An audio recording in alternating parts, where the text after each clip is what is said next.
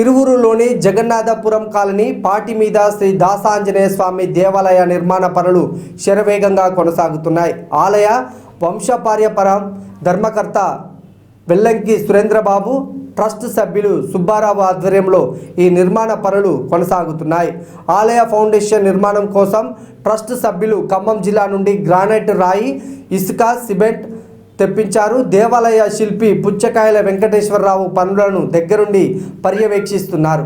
భక్తులకు ఆలయాన్ని త్వరలో అందుబాటులోకి తెస్తామని కమిటీ సభ్యులు పేర్కొన్నారు.